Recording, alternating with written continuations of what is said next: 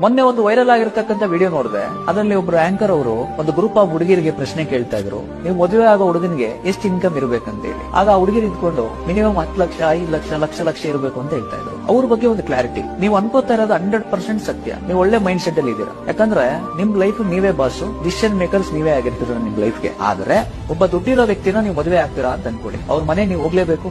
ಆಗ ನಿಮ್ಮ ಹತ್ರ ಏನೂ ಕೆಲಸ ಇಲ್ಲ, ನಿಮ್ಮ ಹತ್ರ ಯಾವ್ದೇ ರೀತಿ ಉದ್ಯೋಗ ಇಲ್ಲ ಅಂದ್ರೆ ಅವರಪ್ಪ ಅಮ್ಮ ತಂಗಿ ತಮ್ಮ ಅವ್ರ ಫ್ಯಾಮಿಲಿ ರಿಲೇಟಿವ್ಸ್ ನಿಮ್ಮನ್ನ ಯಾವ ತರ ನೋಡ್ತಾರೆ ಹೇಳಿ. ನಿಮ್ಗೆ ಅಷ್ಟೊಂದು ಇಂಪಾರ್ಟೆನ್ಸ್ ಏನ್ ಕೊಡೋದಿಲ್ಲ, ನಿಮ್ಮನ್ನೇನು ಸ್ಪೆಷಲ್ ಆಗಿ ನೋಡೋದಿಲ್ಲ, ನಿಮ್ಮನ್ನ ಅಷ್ಟೊಂದು ಗೌರವದಿಂದ ನೋಡೋದೇ ಇಲ್ಲ. 100% ಇದು ಅರ್ಥ ಮಾಡ್ಕೊಳ್ಳಿ. ಆ ದುಡ್ಡಿರೋ ವ್ಯಕ್ತಿ ಸ್ಟಾರ್ಟಿಂಗ್ 2 ಮಂತ್ಸ್ ಕೊಡೋ ರೆಸ್ಪೆಕ್ಟ್ 2 ಇಯರ್ಸ್ ಆದ್ಮೇಲೆ ನಿಮಗೆ ಕೊಡೋದಿಲ್ಲ. ಯಾಕಂದ್ರೆ ಪ್ರತಿಯೊಂದಕ್ಕೂ ಆ ವ್ಯಕ್ತಿ ಮೇಲೆ ಡಿಪೆಂಡ್ ಆಗಿರ್ತೀರಾ. ಸಪೋಸ್ ಒಂದ್ ದಿವಸ ಆ ವ್ಯಕ್ತಿ ಮೈಂಡ್ ಸೆಟ್ ಚೆನ್ನಾಗಿದ್ರೆ ಓಕೆ, ಚೆನ್ನಾಗಿಲ್ದಿರೋ ಟೈಮಲ್ಲಿ ಹೋಗ್ಬಿಟ್ಟು ನೀವೇನಾದ್ರೂ ಕೇಳಿದ್ರೆ ಆ ವ್ಯಕ್ತಿ ಬಾಯಿ ಮುಚ್ಕೊಂಡು ಮನೇಲಿ ಬಿದ್ದಿರ್ಬೇಕು. ನಿನ್ ಕತೆಗಳು ಕೇಳಕ್ ನಾನ್ ಬಂದಿಲ್ಲ ಅಂತ ಅಂದ್ರೆ, ನೀವು ನಿನ್ ಕತೆಗಳು ಕೇಳಕ್ ಬಂದಿಲ್ಲ ಅಂತ ಹೇಳಿ ಹೊರಗಡೆ ಬಂದು ಬದುಕೋ ರೀತಿ ನೀವ್ ಇರ್ಬೇಕು.